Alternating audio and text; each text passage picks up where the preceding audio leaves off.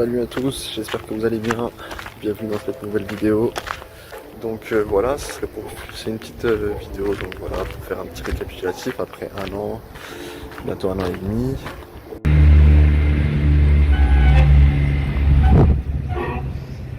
Voilà, donc dès le matin vous avez là-bas le petit restaurant qui sont déjà ouverts.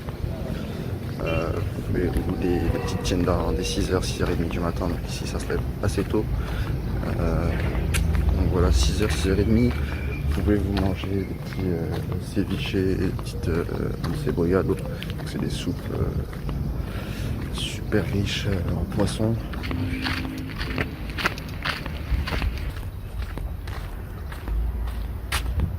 Une super belle petite maison ici.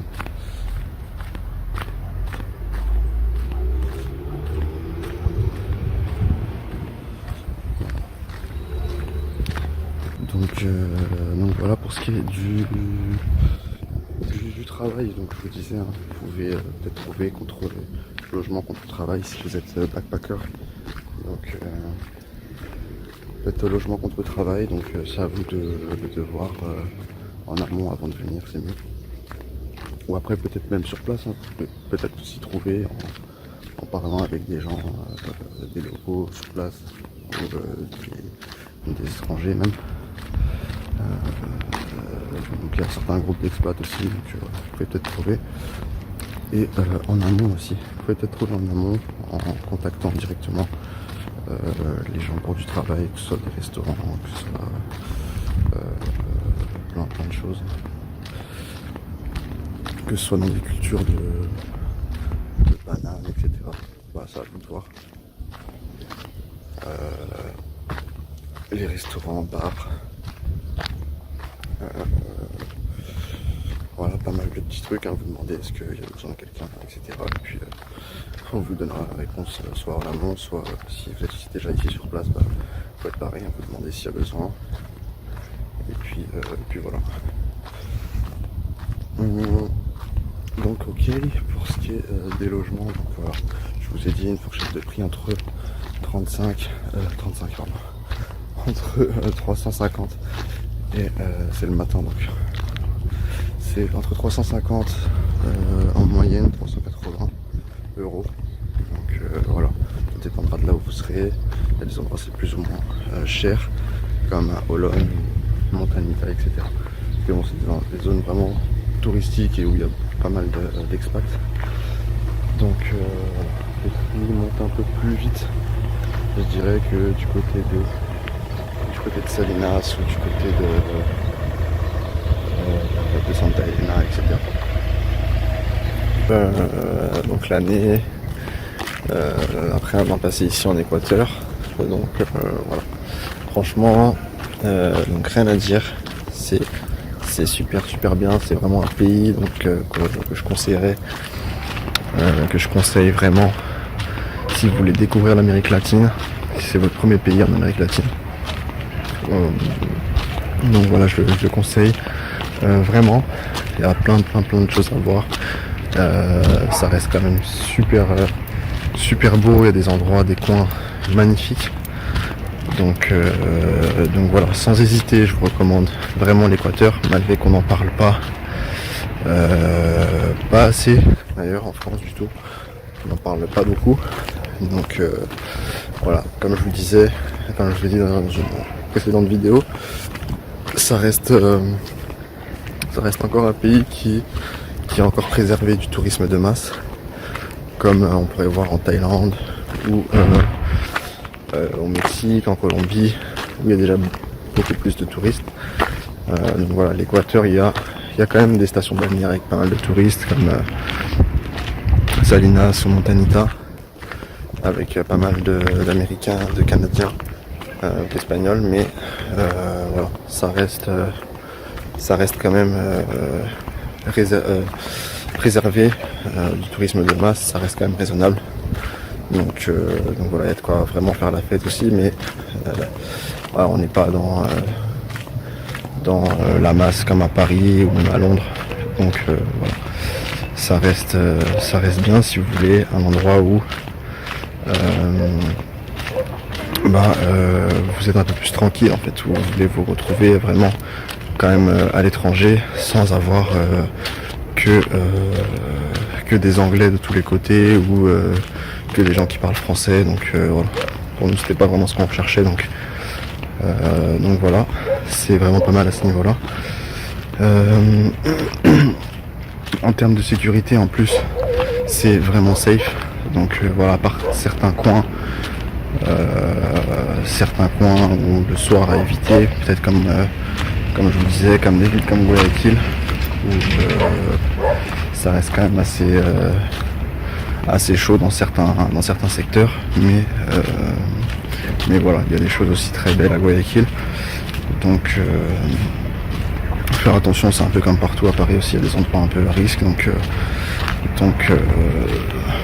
donc voilà, en gros, niveau sécurité, c'est quand même assez safe. Il y a des policiers, il y a pas mal de policiers, il y a ce qu'il faut, donc voilà, vous êtes tranquille en tout cas à ce niveau-là. Et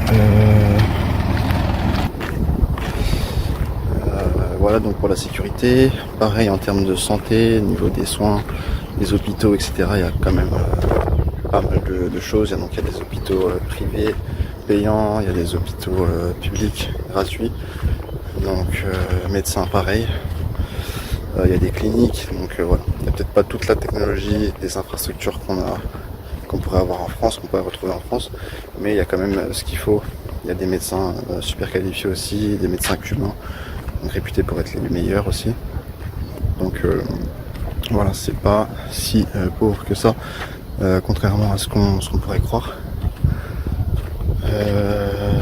Je suis un peu essoufflé parce que je viens de monter là du coup. Mais voilà, donc à ce niveau-là, il n'y a pas de souci. Pareil pour les écoles, j'ai discuté un peu donc avec une connaissance ici, un ami, du coup, qui me disait qu'en termes d'écoles, ici, vous avez des écoles privées, vous avez des écoles publiques. Donc voilà, il y a des écoles privées où vous allez payer peut-être $90 par mois.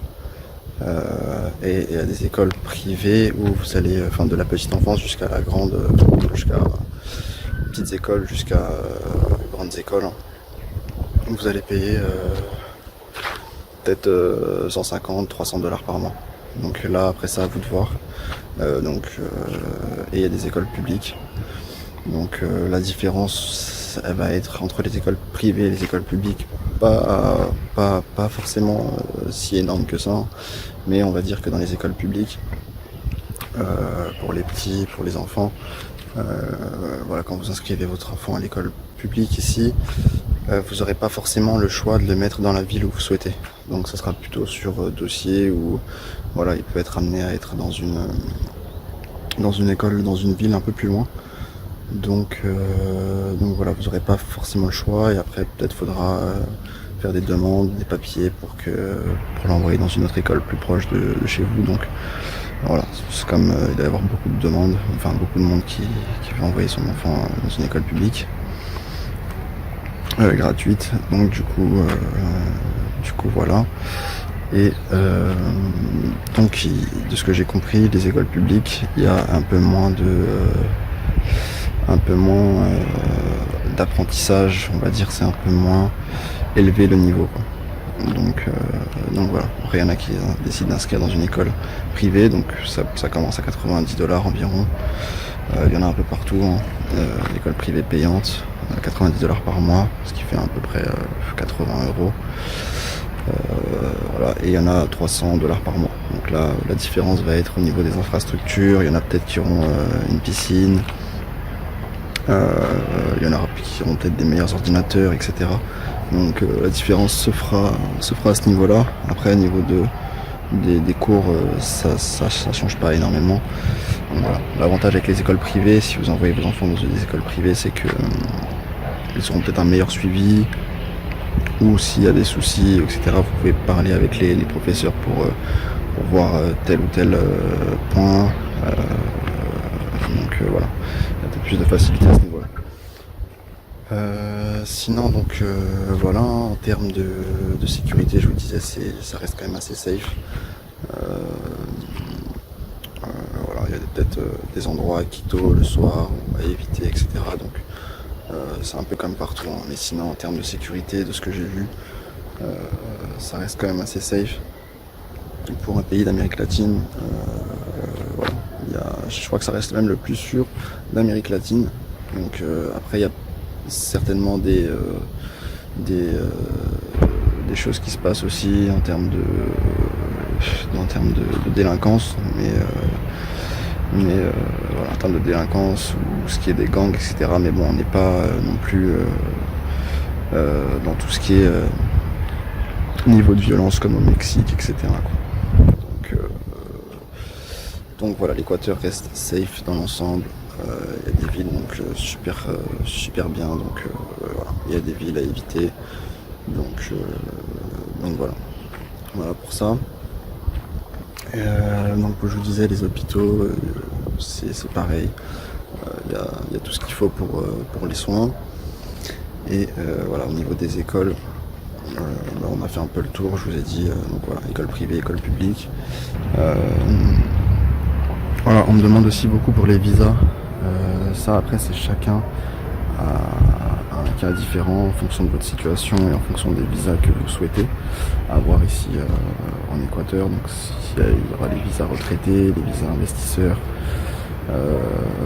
si vous êtes entrepreneur, si vous voulez étudier. Donc voilà, c'est totalement différent, ça dépendra de vous et de votre situation. Il y a les visas de travail aussi, donc ça dépendra de vous. Ensuite, on me demande si on peut trouver assez facilement du travail ici. Je dirais que franchement c'est faisable. Après, à voir si c'est peut-être mieux de postuler avant de venir dans des entreprises, dans les grandes villes. Après, je pense que même une fois sur place, venez déjà en touriste, 2 fois 3 mois, et puis essayez de voir aussi sur place s'il y a moyen qu'on vous embauche dans tout ce qui est restauration, construction, mécanique. Après, ça dépendra aussi de votre diplôme, mais sinon voilà, restauration, mécanique, construction sûrement. Voilà, après il y a pas mal de choses que vous pouvez faire ici sur place ou même en ligne. Vous pouvez vous inscrire sur des plateformes pour apprendre le français, faire apprendre le français, l'anglais, sans être forcément professeur ou avoir le diplôme de professeur. Donc voilà, il y a pas mal de choses à faire, hein. Vous pouvez travailler maintenant en ligne, il y a pas mal de choses qui se développent à ce niveau-là. Donc si vous avez des compétences particulières, vous pouvez proposer vos services en ligne et voilà, travailler directement ici. Et puis ensuite voir pour vos visas en permanent ou temporaire, à voir. Donc voilà, sinon voilà, franchement après 1 an ici, on se sent super bien. J'ai des moustiques qui essaient de me piquer. Donc ouais, voilà, après 1 an on s'y sent vraiment bien, la qualité de vie est super.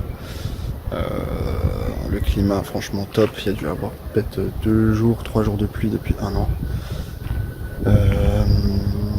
Donc voilà, au niveau du climat, il n'y a rien à dire. On n'est pas non plus dans des chaleurs extrêmes.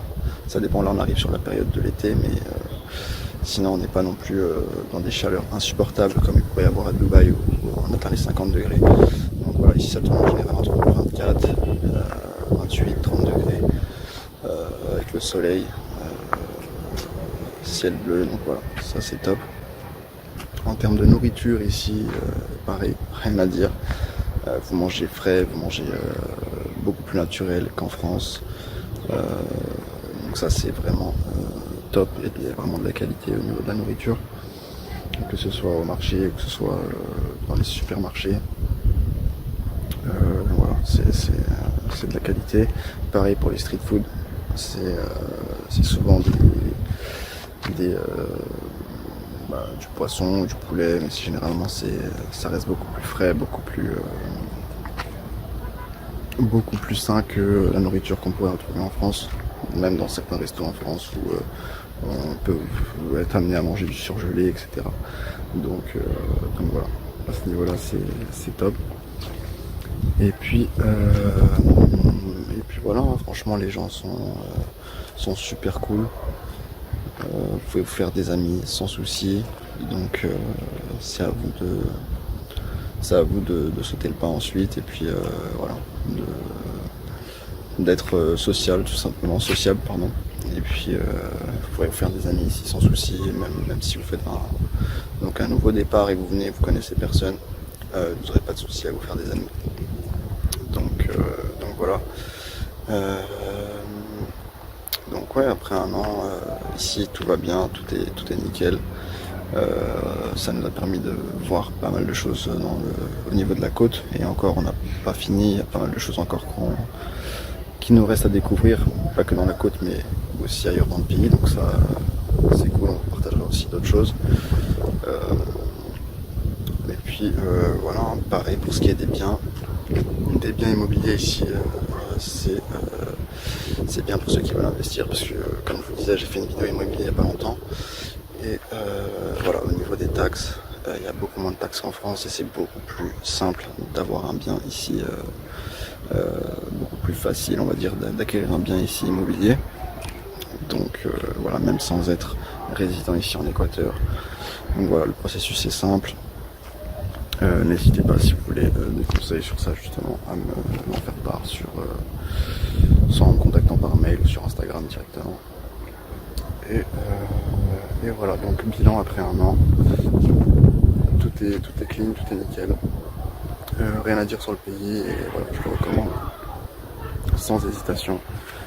L'Équateur à côté, en plus il y a pas mal de beaux pays. Donc une fois que vous avez fait le tour ici, rien ne vous empêche d'aller découvrir d'autres pays aux alentours d'Amérique latine. Donc voilà, c'est à peu près le tour, hein. Voilà, j'ai un peu fait le tour donc du bilan après un an. Donc voilà pour la petite vidéo. Si vous avez des questions, n'hésitez pas à me les poser en commentaire, ou si vous voulez plus de sujets de contenu aussi, n'hésitez pas à me le dire en commentaire.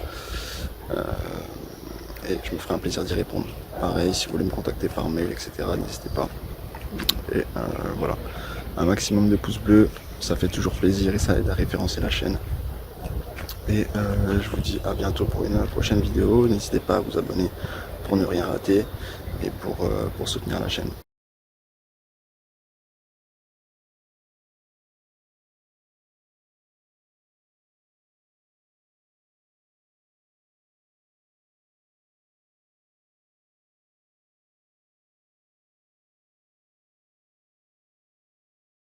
Donc des visas, je vous disais, hein, ça dépend vraiment des pays aussi, selon où vous venez.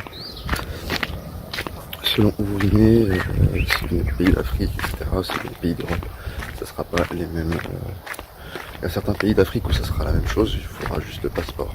Et puis vous pourrez venir en touriste, en visa touristique. Et il y a des pays où voilà, il y a peut-être besoin de plus que le passeport, je sais pas, peut-être faudrait regarder avant. Donc voilà, je sais que pour la France, en tout cas et pour certains pays d'Afrique aussi, ou d'autres pays d'Europe, vous venez juste avec votre passeport. Et puis voilà, vous avez votre billet aller ou aller-retour. Et puis vous pouvez avoir un visa touristique ici, tamponné une fois à votre arrivée. Donc voilà, pour ce qui est des logements aussi, ici franchement vous pouvez trouver des logements assez rapidement. Il suffit de regarder sur internet ou contacter les propriétaires sur WhatsApp. Donc voilà, vous pouvez trouver vraiment facilement.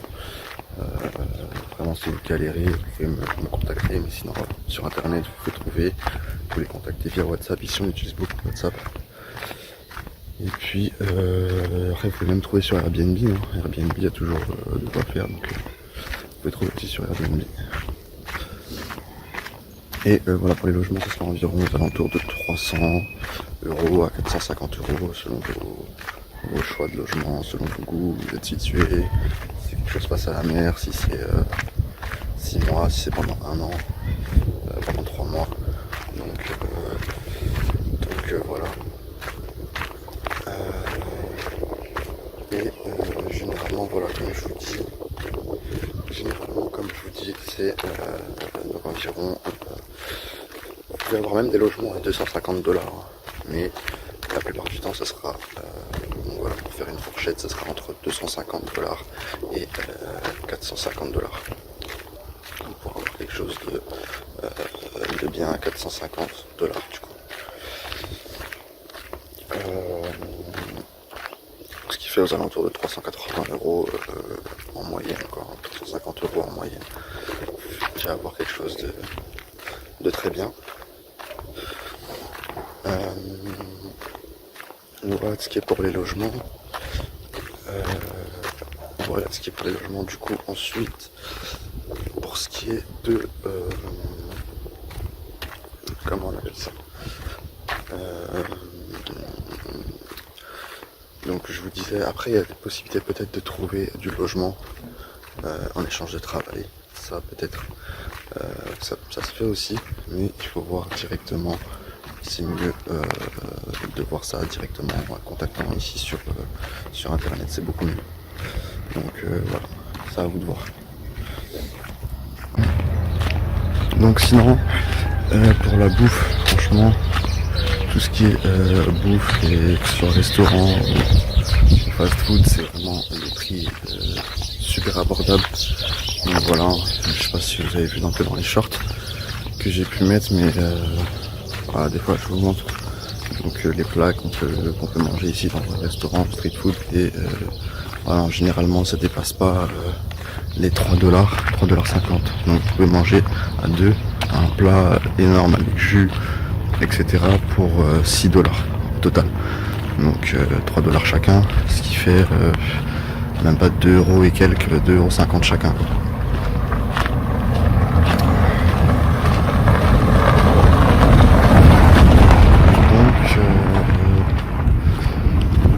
Donc oui, voilà quoi, c'est vraiment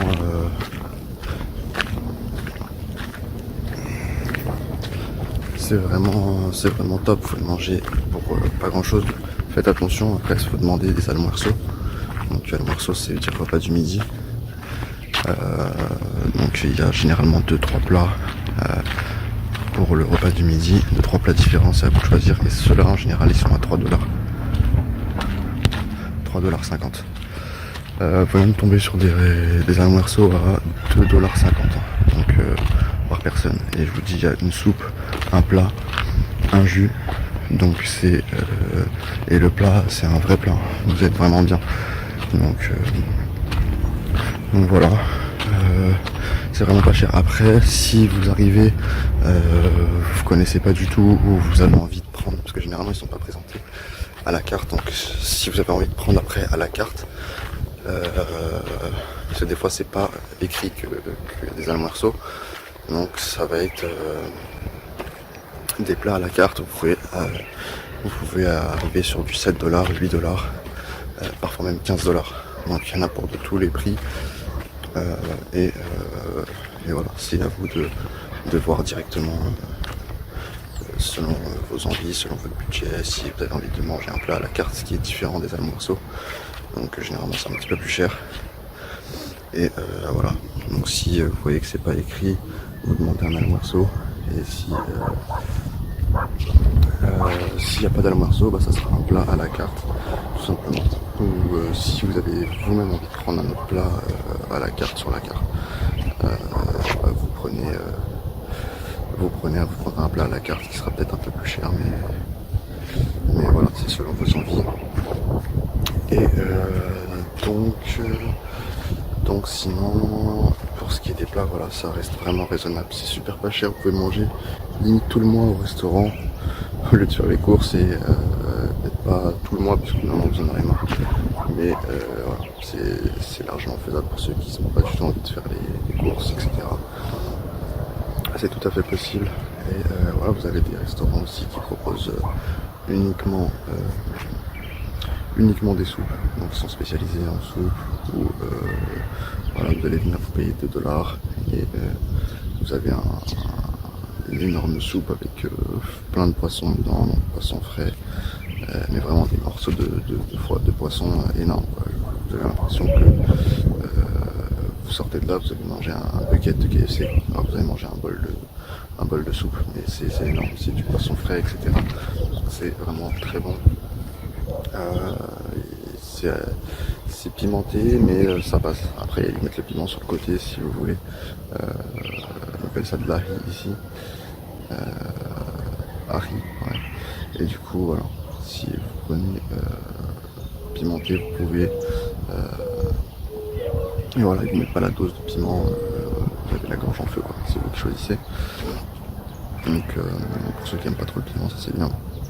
Et puis voilà, vous avez des restaurants où il n'y a que ils sont spécialisés, donc il y aura 6-7 plats, donc des street food, il y en a même qui le street food est devant chez eux, quoi, en fait. Donc voilà, il y a 6-7 plats, ils sont spécialisés, et puis ils feront ce que vous voulez. Si vous voulez des burgers, il y a des burgers, si vous voulez du poisson frit, il y a du poisson frit, des filettes de poulet, du poulet pané, du poulet crispy, voilà, il y a un peu de tout ça, c'est mélangé, donc il y a vraiment de quoi faire. Il y a beaucoup de plats avec des crevettes, avec des langoustes, ou en France vous allez peut-être à deux sortir d'un plat, ressortir d'un resto, vous allez en avoir peut-être 35 euros, 25 minimum.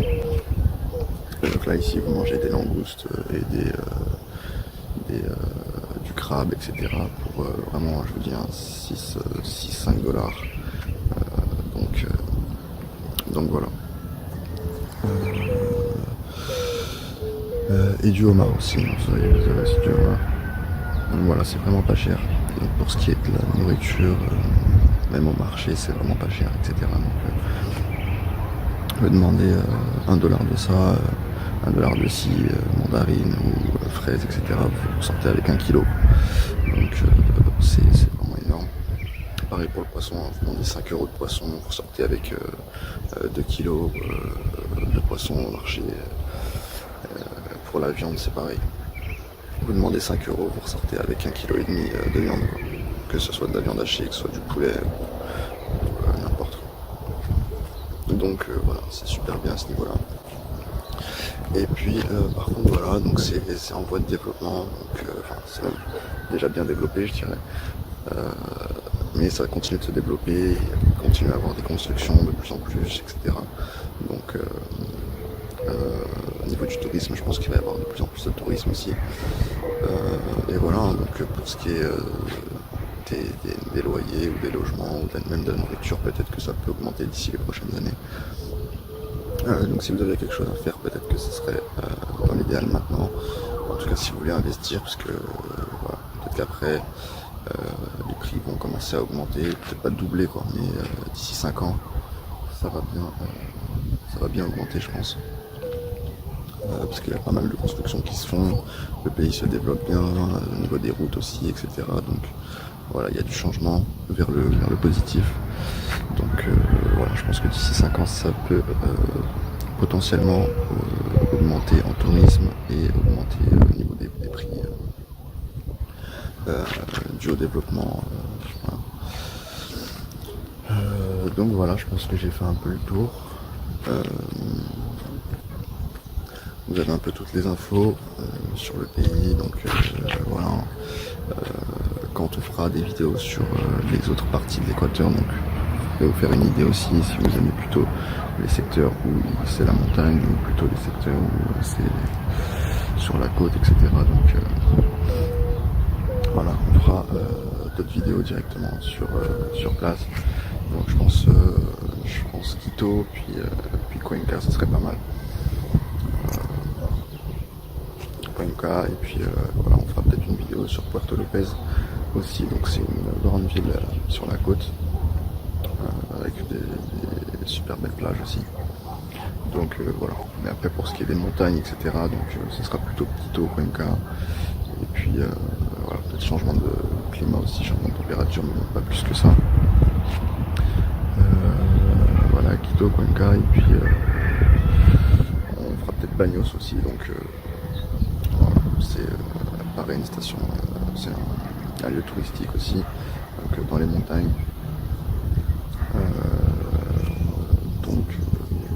Donc voilà, on finira par je pense, l'Amazonie. Donc voilà, on verra des villes à côté. Et puis on vous fera des vidéos directement sur place.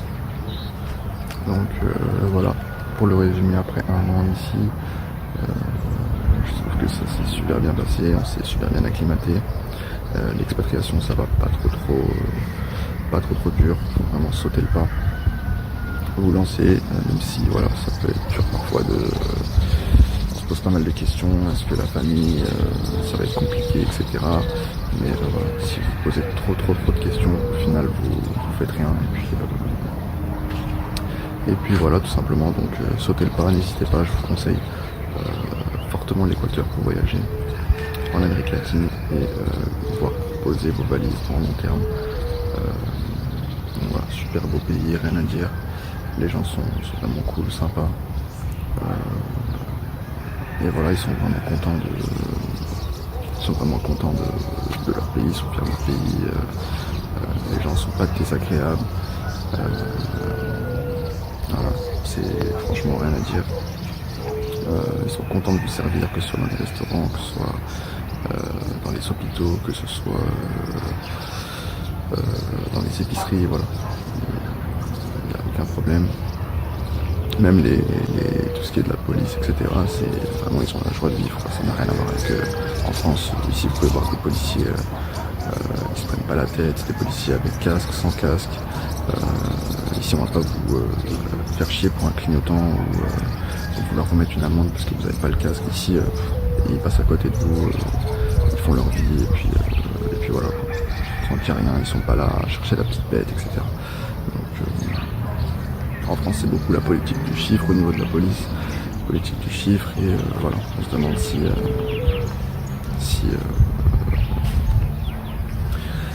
ils sont vraiment contents de faire leur métier, quoi, en fait. Donc par rapport à ici, je vous dis, c'est une police qui n'a vraiment rien à voir. Ils ne vont pas être là à vouloir mettre des amendes ou à vouloir chercher le moindre truc, etc. Non, ils interviennent s'il y a vraiment quelque chose, mais sinon vous n'allez pas avoir des policiers venir vous contrôler inutilement ou vraiment faire tout pour vous mettre une amende, etc. Comme en France, où voilà, en France on se demande si c'est vraiment la sécurité ou plutôt l'argent qui prône, quoi. Donc voilà.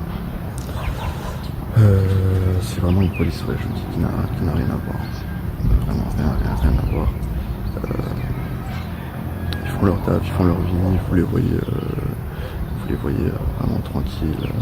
Ils vont pas arrêter les gens, même des fois il y a des gens qui passent à 3 en moto, tant que c'est les gens et leur sécurité. Voilà. Ici ils sont là, les policiers ils mangent des petites sous-soupes et ils sont heureux, ils sont tranquilles, quoi. Faut tomber sur des policiers qui promènent leurs chiens, etc. Donc ouais, franchement ça n'a rien à voir. Mais voilà, on se sent quand même en sécurité, il y a pas mal de police, il y a ce qu'il faut, il y a même des militaires qui passent. Voilà. Ici, l'équivalent de la BAC à Paris, ici c'est des militaires, quoi, en fait. Ils sont carrément, c'est l'armée qui est dans le véhicule banalisé, en fait. Donc voilà, des fois vous pouvez tomber sur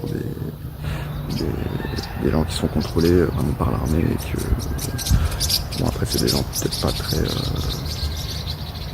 à l'abri de tout soupçon, on va dire, mais voilà, quand vous faites arrêter ici, c'est limite l'armée avec vraiment équipé de la tête aux pieds qui vous contrôle.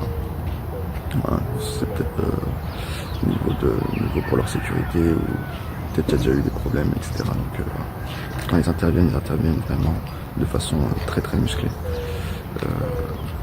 Mais sinon voilà, c'est tout ce que j'avais à dire donc après un an. Et puis voilà, petite vidéo un petit peu longue, mais là vous avez comme ça toutes les infos, mes ressentis après un an. Et puis voilà, quoi, c'est à vous de sauter le pas. Franchement, vous prenez pas la tête. Les proches, de toute façon, vous pouvez les contacter sur WhatsApp, etc. Donc voilà, si vous avez envie vraiment partir. Je vous conseille vraiment de le faire. Sinon après c'est vous qui pourrez regretter peut-être plus tard en fait, 5 ans après, 10 ans après, de ne pas avoir sauté le pas. Parce qu'après il y a toujours des imprévus. Donc voilà, c'est à vous de voir. Et puis voilà, pour ceux qui me demandent, moi je suis dans tout ce qui est activité en ligne. Donc voilà, si pareil vous voulez des renseignements à ce niveau-là pour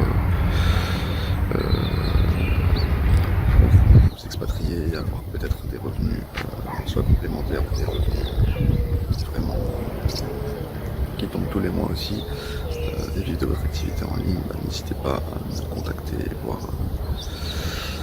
un peu ce que vous pouvez faire aussi. Et si ça vous intéresse aussi, donc voilà. C'était Alain, je vous dis à la prochaine, merci d'avoir regardé cette vidéo jusqu'à la fin. Et puis n'hésitez pas donc à vous abonner pour ne rien rater. Et puis voilà, un petit pouce bleu, ça fait toujours plaisir. Et puis ça aide au référencement, donc à montrer ma vidéo à plus de personnes. Et donc voilà, je vous dis à la prochaine, à bientôt, ciao.